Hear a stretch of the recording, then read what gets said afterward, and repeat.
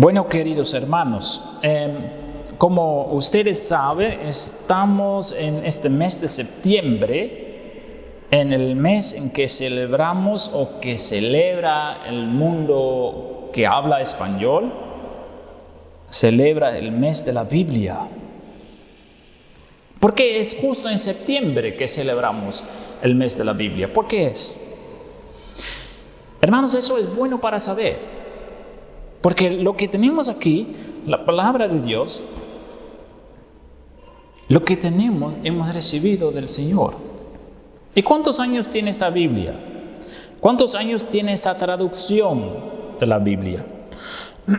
Hermanos, 26 de septiembre en el año 1569, hace 450 años entonces, en Suiza, en Europa, se terminaron de imprimir los primeros 260 ejemplares de la Biblia traducida en español, traducida por Cassiodoro de Reina. La primera versión de la traducción que conocemos como Reina Valera, la primera traducción confiable en español. Qué bendición, hermanos, es tener la Biblia, la palabra de Dios en su propio idioma, ¿verdad? 450 años ya, muchas generaciones están usando esta Biblia, esta traducción. Es una bendición, es realmente una bendición, hermanos. Tenemos que pensar en esto también. No todos los habitantes de la tierra tienen una traducción de la Biblia en su idioma.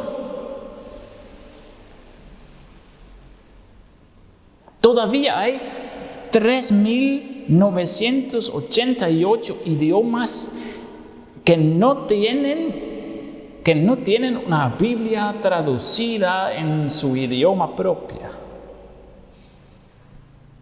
Imagínense cuántas personas son. 3.988 idiomas. ¿Cuántos pueblos son? ¿Cuántas personas son que hablan esos idiomas? Entonces ellos no tienen la Biblia. No está una Biblia en su idioma. Y nosotros como españoles que hablamos español, los latinos, nosotros ya tenemos una Biblia en nuestra propia idioma. 450 años ya. Hay una organización que se llama Alianza Global Wycliffe, que envía traductores, misioneros a todos los pueblos a traducir la Biblia en todos los idiomas del mundo. La obra que ellos hacen es muy bonito, muy lindo.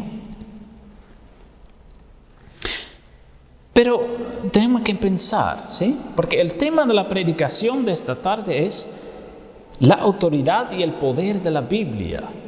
Todos sabemos, creo yo, que la Biblia tiene toda autoridad y tiene todo poder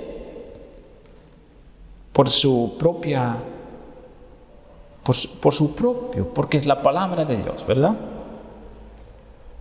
¿Por qué es tan importante la Biblia en el cristianismo?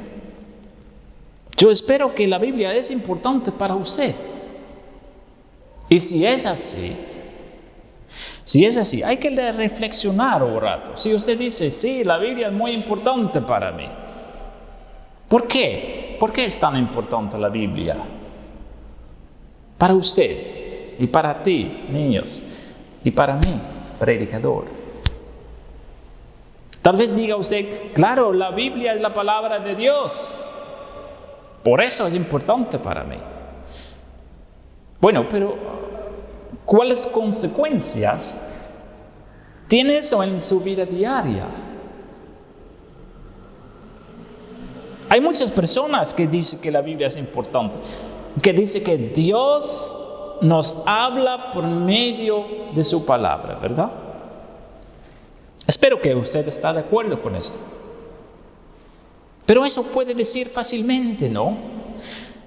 Y para muchos, temo yo, que dicen que la Biblia es realmente importante, eso es un dicho superficial. Temo yo. Y entonces, hermanos, yo espero que su respuesta sea algo así. Que diga, la Biblia para mí es como una carta de amor. Una carta de amor de mi amado y querido Señor. Una carta personal, dirigida a mí. Una carta que a un lado me condena por lo que soy en mí mismo. Una carta que me muestra que yo soy pecador. Que yo naturalmente rechazo al Señor y sus mandamientos y sus palabras. Pero también una carta al otro lado que me muestra un amor inmenso. Un amor increíble, un amor divino, un amor que es tan profundo que Dios entregó y sacrificó su propio Hijo por mí. Espero que usted sepa esto con la fe verdadera, por la fe. Entonces yo espero que su respuesta sea algo así, una carta de amor que me dirige en toda mi vida, una carta de amor que me muestra la voluntad de Dios por mi vida, que me consuela en tiempos difíciles, que me anima en tiempos de desesperanza, que me corrige en tiempos de dejar a Dios, que me llama al arrepentimiento cuando caigo en pecado. ¿Es así en su vida? ¿Es así en mi vida? ¿Tiene este lugar la palabra de Dios? ¿Y cómo sabemos que es realmente así? Porque también podemos eso decir con palabras, pero en la realidad de la vida diaria, ¿es así? Hay este deseo de leer y de oír la palabra de Dios porque es la palabra de Dios.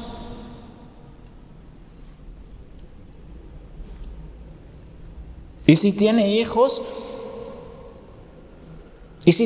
hermanos, llevar la palabra a toda su familia y todos sus hijos tiene que ser algo que hace por amor. ¿Está enseñando la Biblia a sus hijos? Tal vez diga, eso hace la iglesia. Yo envío a mis hijos a la escuela dominical. Yo envío a mis hijos al club de adolescentes. No, hermanos, no. Enseñar la Biblia es principalmente una obra para los padres de la familia. Entonces, el tema de la predicación, la autoridad y el poder de la Biblia. El versículo 7 del capítulo que hemos leído, Hechos 13, nos cuenta de un hombre, un gobernador, Sergio Paulo se llama, que deseaba oír la palabra de Dios, que deseaba oír. En el idioma original de la Biblia, el griego, leemos en este versículo 7, que deseaba mucho, deseaba profundamente oír la palabra de Dios. ¿Es este deseo algo que reconocemos? Entonces, estudia usted, estudio yo. Lea usted, leo yo cada día la palabra. No por obligación, no porque los hermanos lo dicen en la iglesia, sino por su deseo propio, por necesidad. Porque es la carta de amor de tu querido.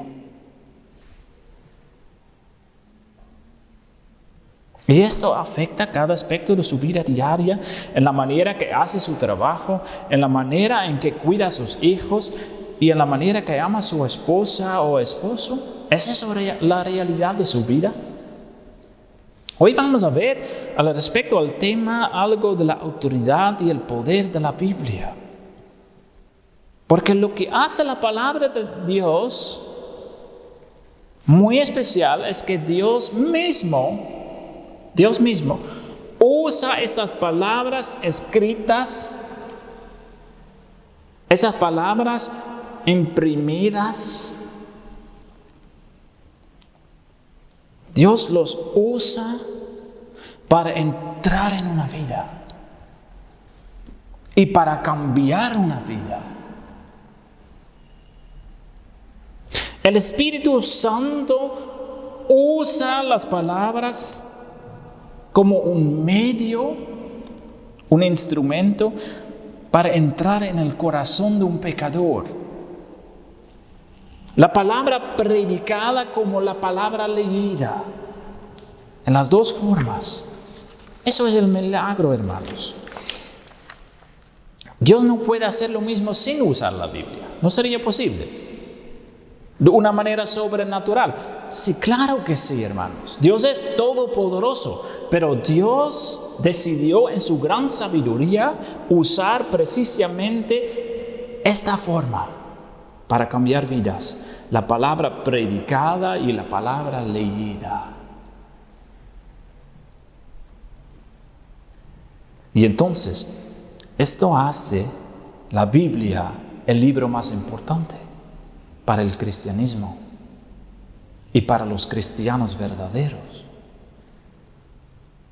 Vamos al pasaje bíblico en que podemos ver esto. Este pasaje es del libro de Hechos. El libro Hechos nos cuenta la historia de la iglesia primitiva, de los primeros cristianos. Ya sabemos, creo yo, que la primera parte de la Biblia es el Antiguo Testamento, que nos cuenta el inicio de la tierra y el inicio del pueblo de Israel antes de la venida de Cristo. Y el Nuevo Testamento empieza con el nacimiento de Jesucristo.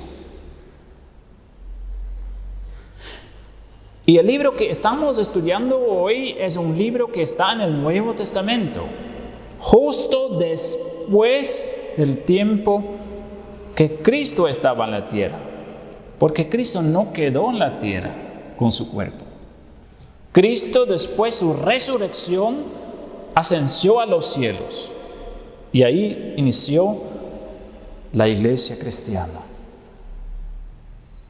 Los discípulos fueron enviados en todo el mundo a predicar el evangelio y Dios usó las palabras de ellos para entrar en vidas y para cambiar corazones.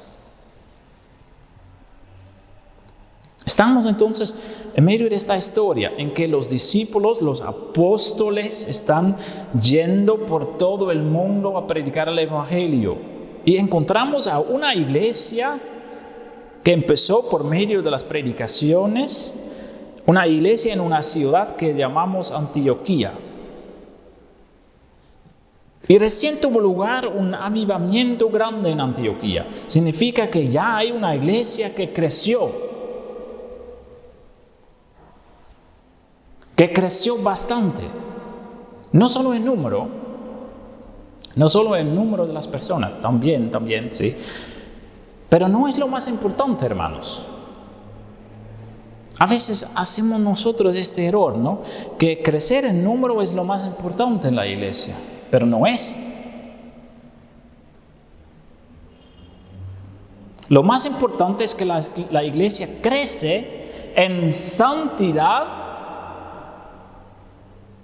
y en profundidad del conocimiento del Señor. El crecer en número tiene que ser una consecuencia de crecer en santidad y conocimiento. Si usted en su iglesia está enfocada solo en crecer en número, no va a tener una iglesia sana. Es imposible. Entonces en esta iglesia hay pastores y profetas. Pastores, profetas y maestros, dice el versículo 1. Había entonces en la iglesia que estaba en Antioquía profetas y maestros: Bernabé, Simón el que se llama Níger, Lucio de Cirene, Manaén el que se había criado junto con Herodes el tetrarca y Saulo. Entonces esta iglesia tiene 5 pastores, 5, sirviendo al pueblo de Antioquía, ministrando al pueblo, ministrando al rebaño. Un momento. ¿Ministrando al rebaño? ¿Ministrando al pueblo? No, hermanos. Mira lo que dice el versículo 2. Ministrando estos al Señor. Al Señor están sirviendo, ministrando. Entonces estos 5 pastores, no piensan mucho primeramente en lo que gusta a la gente. La autoridad de la palabra domina todo lo que hacen. Piensan y predican. Entonces todo viene de Dios, ¿sí? ¿Entienden? Entonces no están predicando lo que el pueblo necesita o lo que el pueblo quiere recibir. Lo que ellos predican es lo que han recibido de Dios. Están dando las palabras de Dios al pueblo. ¿Entienden la diferencia? La opinión de la gente no es tan importante. Tenemos que servir a Dios primero. Y ahí podemos servir a la gente de lo que Dios quiere que hagamos, de lo que Dios quiere que prediquemos.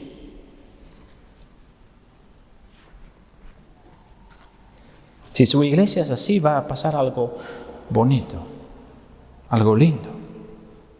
Como leemos así, aquí en esta parte. ¿Qué va a pasar? Va a pasar algo hermoso, realmente hermoso.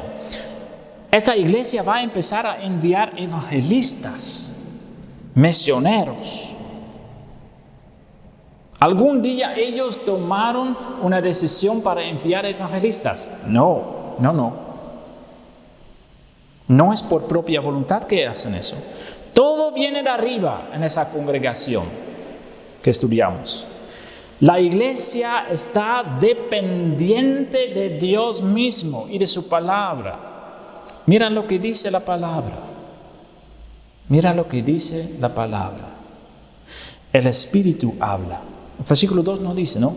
Ministrando estos al Señor, ayunando, dijo el Espíritu Santo, apartadme a Bernabé y a Saulo. 2 pastores. 2 de estos 5 pastores tienen que ir a un viaje misionero.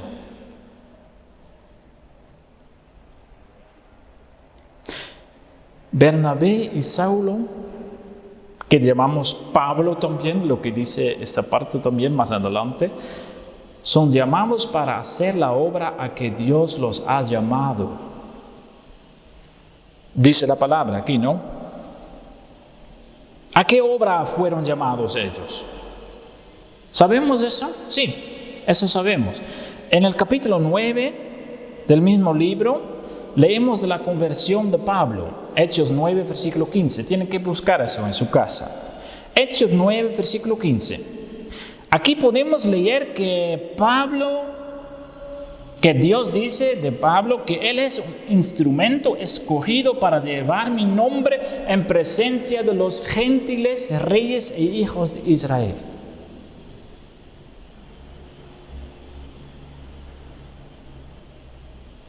Pablo tiene que llevar el nombre del Señor a todos los pueblos, en presencia de los gentiles, reyes, gobernantes e hijos de Israel. Hechos 9, versículo 15. Entonces, ¿qué hace la iglesia? ¿Envían a estas personas? No, tranquilo. Mira lo que están haciendo. Entonces, versículo 3, habiendo ayunado y orado, ¿sí?, les impusieron las manos y los despidieron. Es muy bonito ver, hermanos, lo que está pasando aquí. Imagínense que su iglesia tiene 5 pastores, una iglesia que está creciendo, una iglesia con mucha gente, con mucha necesidad, y que en algún momento Dios viene a decir: yo quiero tener 2 pastores de ustedes, 2. Y lo que es muy interesante en esta parte es que la congregación no protesta. Están obedientes.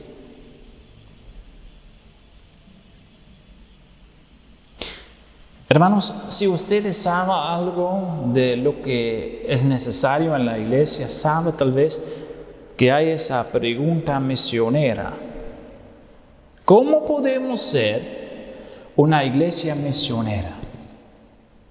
¿Cómo podemos ser nosotros una iglesia misionera? Yo puedo decirte, hermanos, que cada iglesia sana, que está sana espiritualmente, es una iglesia misionera. Ser una iglesia sana espiritualmente y ser una iglesia misionera, esas 2 cosas van de la mano. ¿Cómo puede ser una iglesia misionera?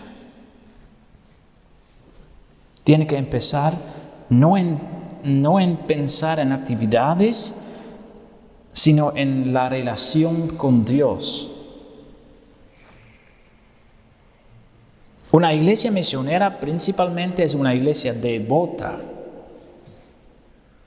una iglesia dedicada al Señor, dedicando su tiempo al Señor, dedicando todas sus cosas al Señor, orando al Señor, estudiando la palabra, siendo obedientes a la palabra en todo.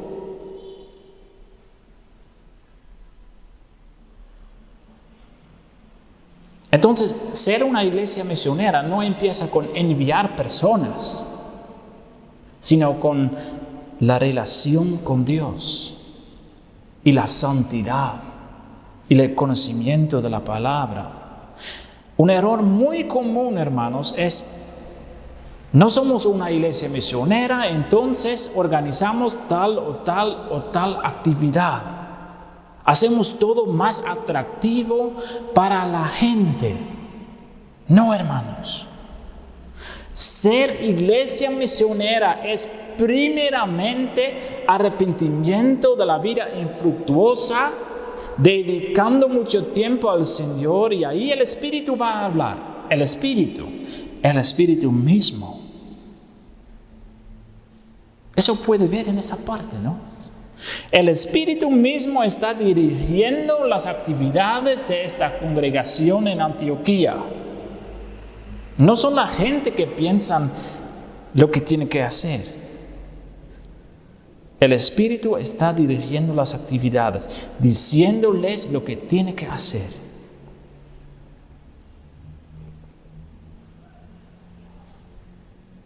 ¿Qué ejemplo, no? Pablo y Bernabé entonces son enviados por su congregación. Pero más importante, por el Espíritu Santo. Por el Espíritu Santo. Entonces, eso dice el versículo 4, ¿no? Entonces ellos, enviados por su congregación, enviados por el Espíritu Santo, descendieron a Seleucia y allí navegaron a Chipre. ¿Y qué van a hacer?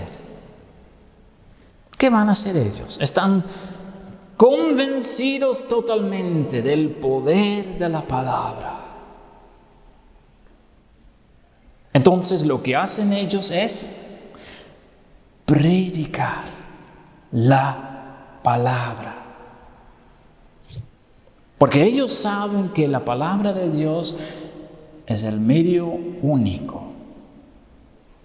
por lo cual Dios está entrando en vidas y cambiando vidas.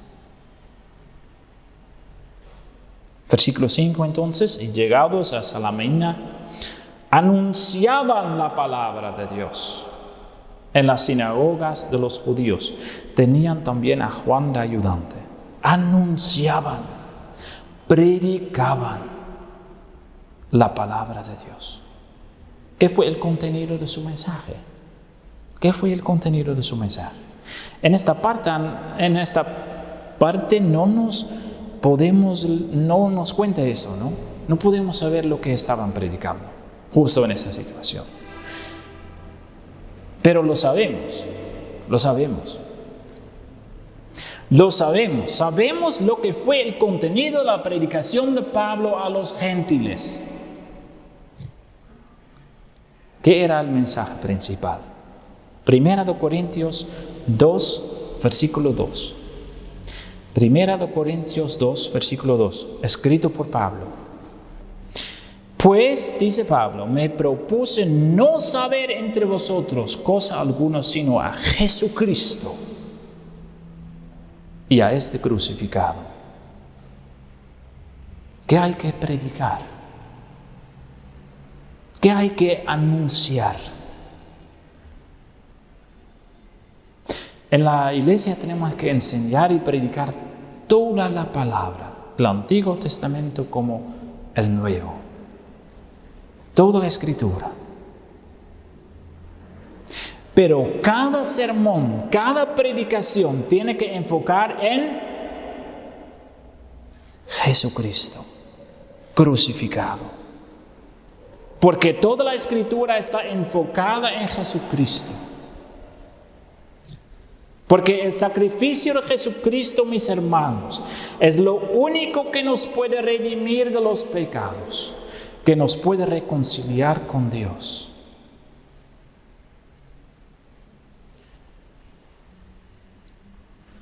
Todo pecador que todavía no ha entregado su vida a Jesucristo solo necesita este mensaje. Jesucristo. Jesucristo, que es el único que puede reconciliarnos con Dios. ¿Ya fue convencido de la verdad que usted es pecador, digno para ser condenado eternamente por Dios? Que de parte de nosotros no hay esperanza, que no podemos salvarnos a nosotros mismos, ni por mejorar la vida, ni por obediencia a la ley, ni por las buenas obras. Para pecadores hay una sola solución para recibir la salvación. No es el mejoramiento de la vida, no es la obediencia a la ley, es esto. Es Jesucristo. Jesucristo que vino a la tierra a entregar, a sacrificar a sí mismo. Entonces la pregunta es, ¿ya abrazó a Cristo? ¿Ya abrazó a Cristo como su Señor y Salvador por medio de la fe? Si no, le ofrezco, le predico Cristo, que entregó a sí mismo para salvar a pecadores.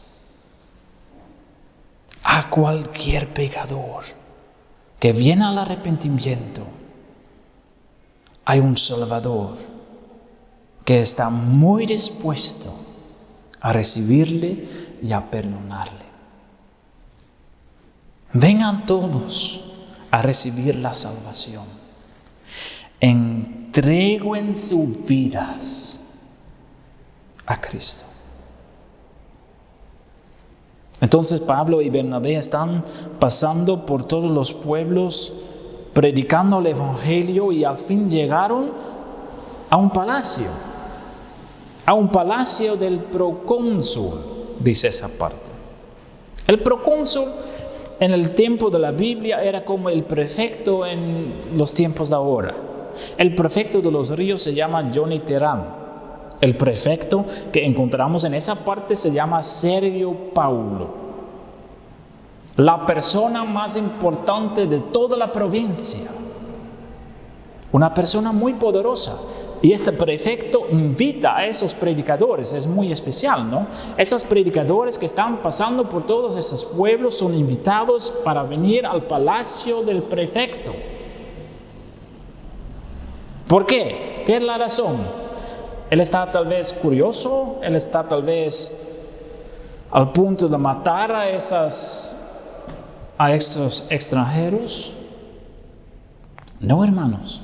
Versículo 7 dice que él deseaba, y ya hemos dicho eso, él deseaba oír la palabra de Dios. Entonces Pablo y Bernabé entran por el palacio y están ante el trono de este gobernador. ¿Y qué hacen? Tal vez van a cambiar un poquito su mensaje, tal vez van a tener otra actitud, porque ahora están ante el gobernador, ¿no? Hermanos, lo que ellos hacen es lo que ellos hacen con cada uno. Ellos predican el Evangelio a este gobernador, a este prefecto. Pero ¿qué pasa siempre si alguien predica el Evangelio? Si usted, por ejemplo, va a predicar, compartir el Evangelio a sus familiares o vecinos que todavía no creen, ¿qué va a pasar?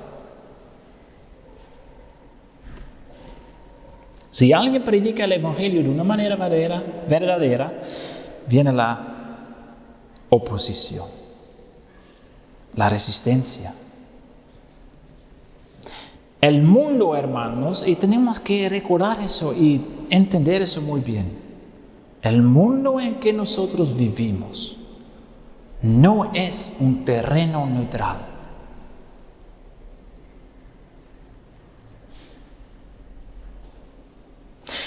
Es terreno ocupado por Satanás. Pero ahí vamos a ver de nuevo el poder de la palabra de Dios. Mira lo que está pasando. Este gobernador, Sergio Paulo, tiene un consejero, un mago. Y ese mago se llama Bar Jesús o Elimas. Son dos nombres de la misma persona en esta parte. Y al momento que Pablo predica el Evangelio a Sergio Paulo, este Elimas trata de convencer a Sergio Paulo que toda es locura que están predicando ellos. Es un servidor de Satanás. Versículo 8 lo dice, pero les resistía Elimas, el mago, pues así se traduce su nombre, procurando apartar de la fe al procónsul, al prefecto. Pero se recuerda el tema de la predicación, la autoridad y el poder de la Biblia, la palabra de Dios es poderosa. Dios en esta historia está usando su palabra predicada a salvar a ese gobernador. ¿Por qué? Es porque recuerdan la orden con que llamó el Espíritu Santo a Saulo. Este llevará mi nombre a los gentiles, reyes y hijos de Israel. Entonces él tiene que predicar a este gobernador y su predicación va a tener resultado. Va a tener resultado. Si Dios hace su obra en el corazón de alguien, su obra siempre es irresistible. Entonces Elimas no puede resistir ni impedir que la palabra hace su obra poderosa en el corazón de este gobernador. Entonces, en esa historia podemos ver que el poder de la palabra tiene dos lados. Tiene dos lados. Eso vamos a ver. La palabra de Dios siempre tiene esos dos lados a que referí al inicio, de la condenación y de salvación o consolación, podemos decir. Mira lo que pasa con este hombre que piensa que puede impedir la obra de Dios.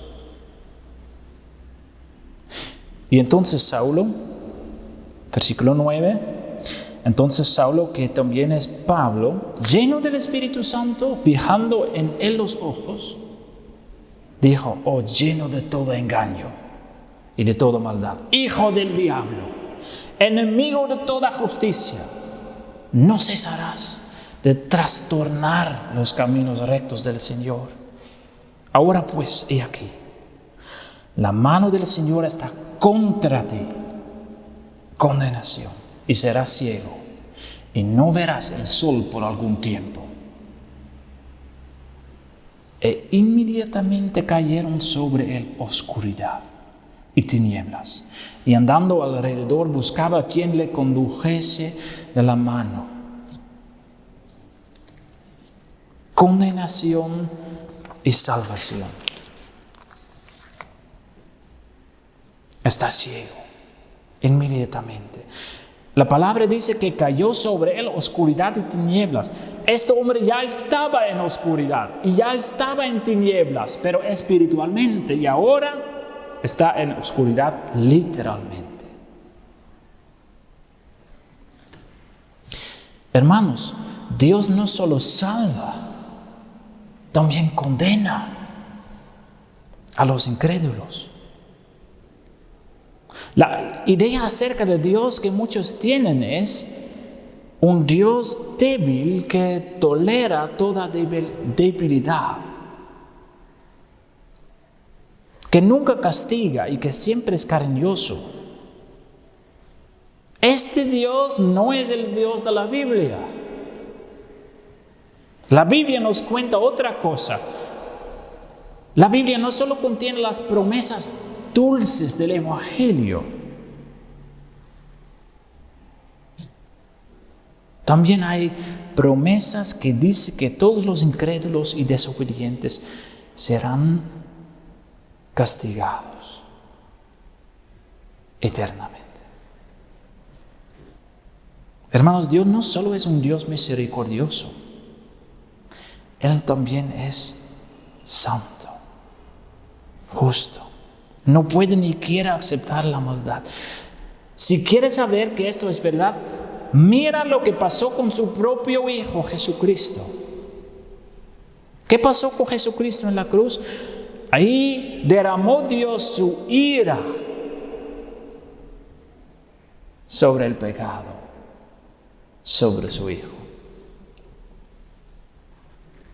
Esa ira que merecemos nosotros por los pecados. Y todos que resisten la palabra, que rechazan a Dios y su voluntad, que tal vez con su boca dicen que la palabra de Dios es lo más importante, pero en realidad no quieren obedecerla. Todos que resisten la palabra tendrán que sufrir bajo la ira de Dios eternamente. Hermanos, huyan todos del juicio venidero, mis queridos hermanos, en el único refugio seguro que hay, que es Jesucristo. Jesucristo.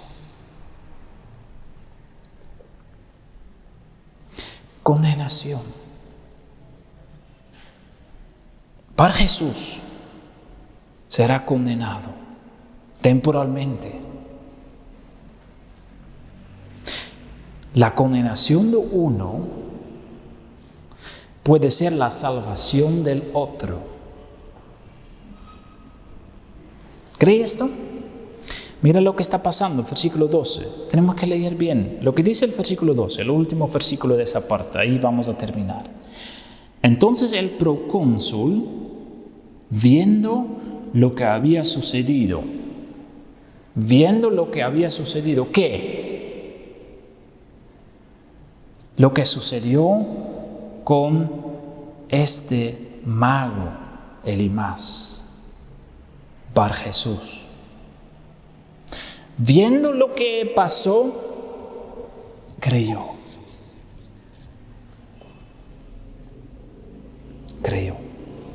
La condenación de uno puede ser la salvación del otro. Entonces el procónsul, viendo lo que había sucedido, creyó, maravillado de la doctrina del Señor. El procónsul cree y es salvado por medio del poder de la palabra. Porque mira lo que dice la última parte. No solo es por lo que pasó con Bar Jesús. Maravillado de la doctrina del Señor. Es importante poner atención en estas últimas palabras. Maravillado. Usted y yo ya hemos sido maravillados por la palabra poderosa de Dios de una manera profunda y convencida.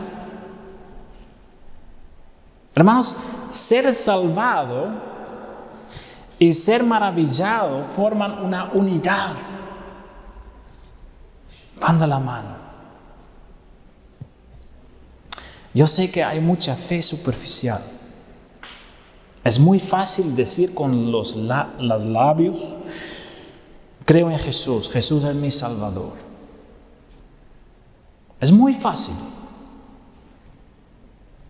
Yo sé que hay mucha fe superficial que no tiene ninguna influencia en la vida diaria. Eso no es fe. La fe sin obras está muerta.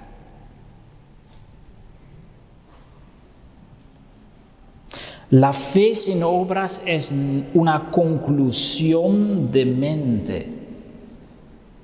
la mente. Fe verdadera es la fe que influye todo su ser, su vida, su trabajo, su actitud, su hablar, su matrimonio, etc. Y que siempre va de la mano con ser maravillado. Que dice, qué milagro que Dios salvó a un pobre pecador como yo, sin derechos. Qué milagro que Dios entregó su único amado Hijo por mí, naturalmente enemigo de Dios. Hermanos, vamos a terminar. El tema de esa predicación fue la autoridad y el poder de la Biblia. Es importante reconocer que la Biblia tiene autoridad absoluta.